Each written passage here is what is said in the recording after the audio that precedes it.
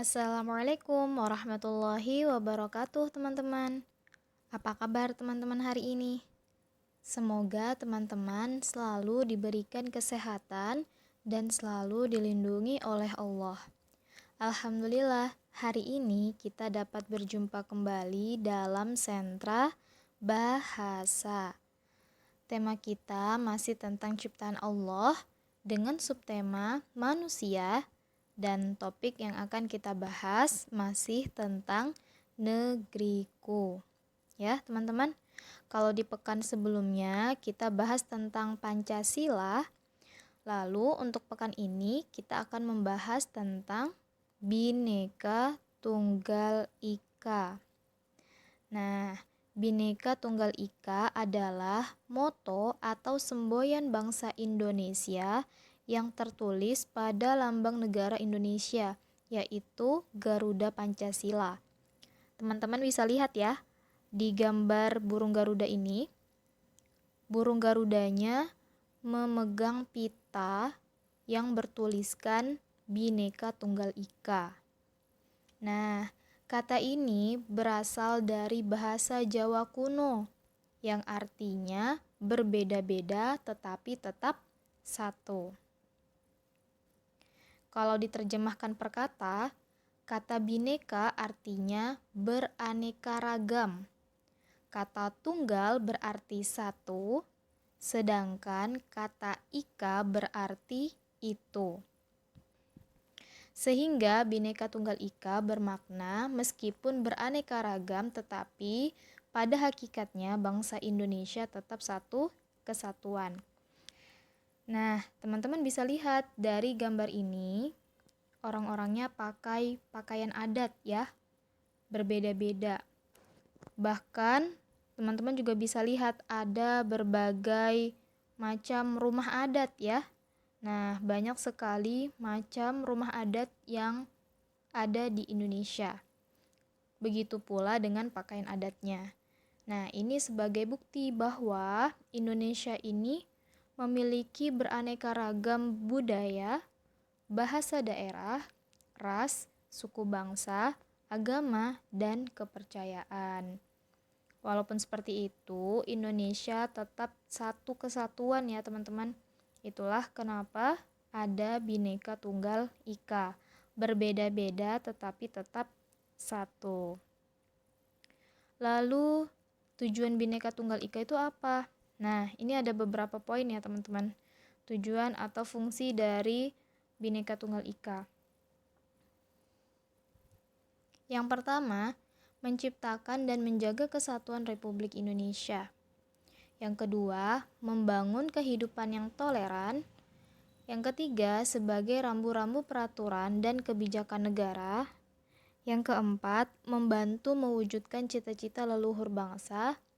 Dan yang kelima, membentengi perdamaian Indonesia.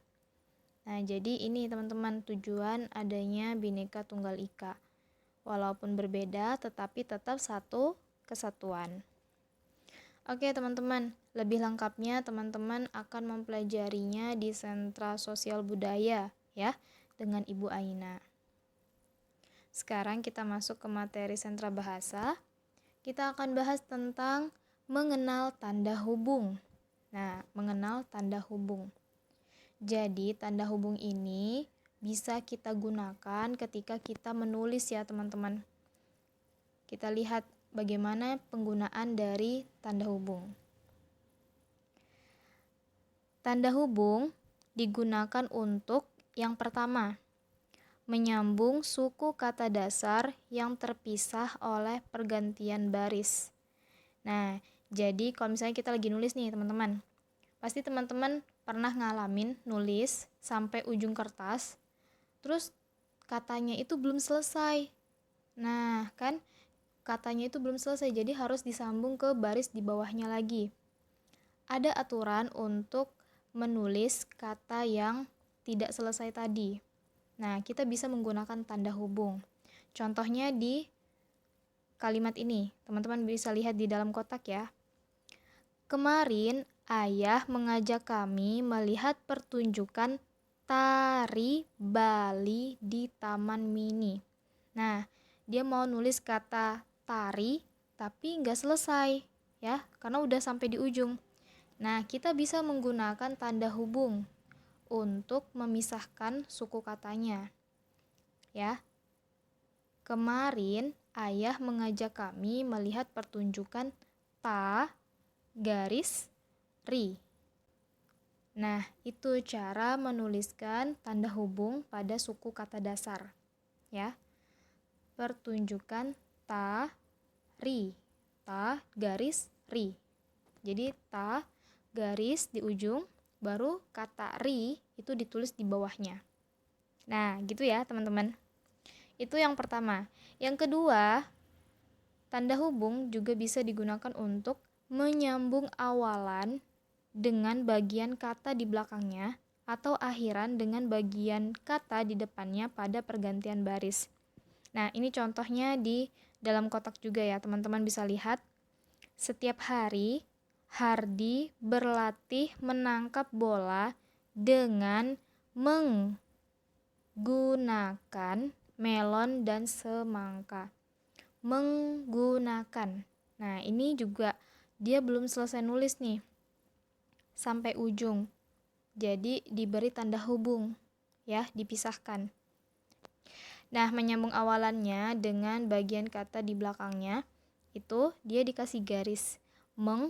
Teman-teman masih ingat ya kata awalan? Awalan men, ya, mem. Nah, itu bisa dipisahkan, diberi tanda hubung.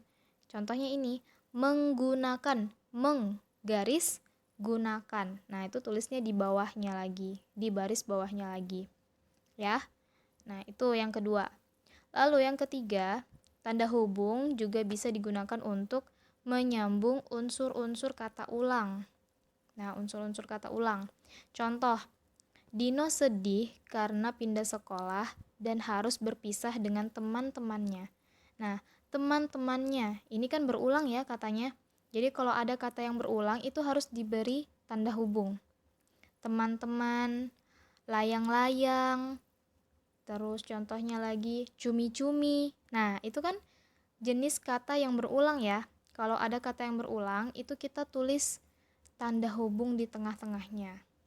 Seperti itu ya teman-teman. Nah, itu tadi merupakan tanda hubung ya teman-teman, 3 penggunaan tanda hubung. Jadi bisa memisahkan suku kata dasar, lalu juga bisa digunakan untuk memisahkan kata awalan ya, kayak tadi menggunakan ya. Lalu yang ketiga, menyambung unsur-unsur kata ulangnya. Oke teman-teman. Oke, selanjutnya kita langsung masuk ke tugas ya. Tugasnya hari ini berkaitan dengan tema kita ya, yaitu teman-teman buat karangan minimal 2 paragraf tentang keanekaragaman budaya Indonesia. Gunakan tanda hubung saat menuliskan paragraf ini. Nah, teman-teman sudah tahu ya cara menggunakan tanda hubung. Sekarang, teman-teman coba buat minimal 2 paragraf tentang keanekaragaman budaya di Indonesia. Teman-teman bebas ya nulisnya apa, tapi masih ada kaitannya dengan budaya Indonesia. Kalau teman-teman sudah belajar di sentra sosbud, nah coba teman-teman boleh tuliskan apa yang teman-teman pahami. Nanti teman-teman buat dalam minimal 2 paragraf. Lalu teman-teman gunakan tanda hubung tadi ya.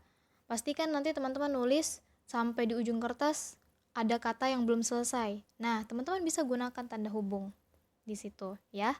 Atau misalnya teman-teman tulis ada kata yang berulang. Ya, contohnya tadi teman-teman atau layang-layang atau apapun itu kata yang berulang. Nah, teman-teman bisa gunakan tanda hubung. Ya. Itu yang pertama. Yang kedua, teman-teman gambar salah satu kebudayaan Indonesia. Boleh baju adat, rumah adat, alat musik tradisional, dan yang lain-lain ya. Jadi silahkan teman-teman gambar salah satu kebudayaan Indonesia. Oke teman-teman. Oke, alhamdulillah Ibu rasa cukup untuk materi hari ini. Semoga teman-teman diberikan kemudahan untuk menyelesaikan pekerjaan hari ini. Besuk matutup. Billahi taufiq wal hidayah. Assalamualaikum warahmatullahi wabarakatuh.